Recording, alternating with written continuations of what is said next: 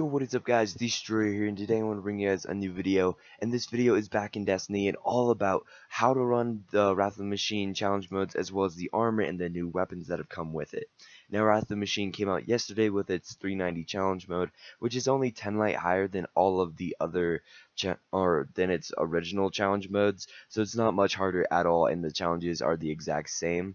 But before we get into that, this is the full hunter set except for the cape with the new ornaments, so for every character it's gonna have these pixelating pieces coming off, just like radiating off. I think the Titan looks really good. The Warlock's decent, but it's definitely one of my top armor sets over Vaulted Glass for me for my Hunter, just because the Hunter kind of got gypped on Vaulted Glass, and it's just a cool design. But without any further ado, let's hop into the weapons. These are the two I got. I got the Fever of Remedy and the Genesis Chain. Fever of Remedy is not really that good. You have Reactive Reload, which is decent. You're gonna want to use Hammer Forges in the middle for range, and you have to use Quick Reaction, which isn't a very good perk. And then the model of the weapon just kind of looks dumb to me. I love the black and red old design way more than the white and red they have right now. I just really don't like it. And as well, it's Solar Burn, which doesn't even compare. This weapon doesn't even compare to the Smite of Moraine, especially if you have Firefly. So this weapon is not one you're gonna want to be using really anywhere. It is a nice high impact hand cannon, but if you already have Fatebringer, you don't really need it at all. Then let's go on to Genesis Chain. Genesis Chain is actually really good for PvP. It has Focus Fire. You're gonna either want to use Hammer Forge for range or High Caliber for flinch. And then you have Focused Firefly, which is a really fun, good perk. And I like the weapon design of this one a bit more, and it's a really good weapon for PvP, which you don't need the burn in, which is really nice. So if you're gonna do PvP, this is a good auto rifle. It's a really fun one to use, but definitely PvE, it does not compare to the Smite of Rain because it's solar burn. There's nothing that can really just stack up to it. Now, for the challenge modes, the first challenge mode is Vosik. Vosik is really easy. So basically, when you're doing your DPS phase, if you guys know how to do the rest of the fight, it's pretty simple.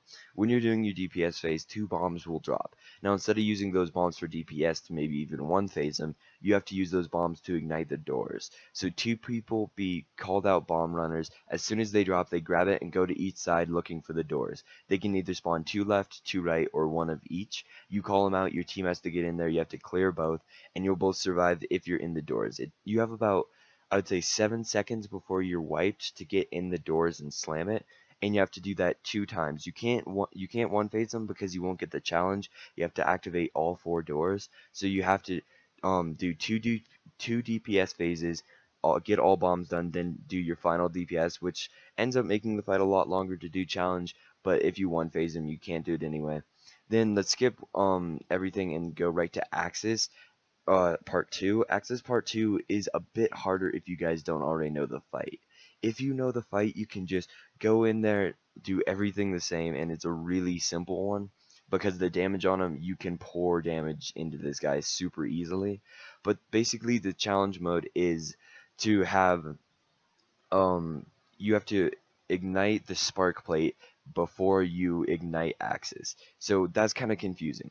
If you have empowerment, there's going to be 3 people empowered on each side.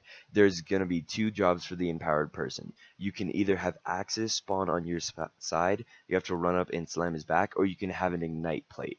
Now the ignite plate will glow red and you have to hit it before the person hits him on the back, and everybody will get their super back instantly.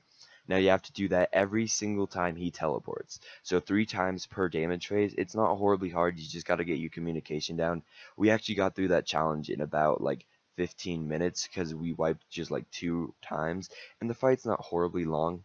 Now for damage on him, there are a couple things. Don't use Raise Lighter if you have Dark Drinker. Use Dark Drinker 100% of the time because it does insane amounts of damage. You're only going to want to have 1 tether on your team because he's going to get his super every single time, and then the rest of the hunters, if you have them, use Celestial and Golden Gun to get that extra damage. So hopefully you have a lot of hunters with Celestial, then be using Dark Drinker, or even if you don't have Dark Drinker, actually don't go to Gjallarhorn.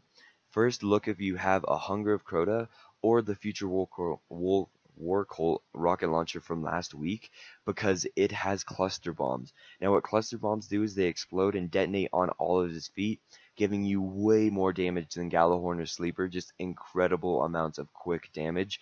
So top DPSers would be like a Hunger of Crota, or at least a rocket launcher with cluster bombs, or Dark Drinker, maybe Raise Lighter, but you're kind of going to be flying everywhere with Raise Lighter. It's not really worth it. So hopefully this video has helped you guys out. Hopefully you guys love all the new armor and the new, kind of new raid. You just get some new primaries. So don't forget to drop a like down below. Subscribe for more Black Ops 3, Destiny, and World of Warcraft. And I will see you guys later. See you guys.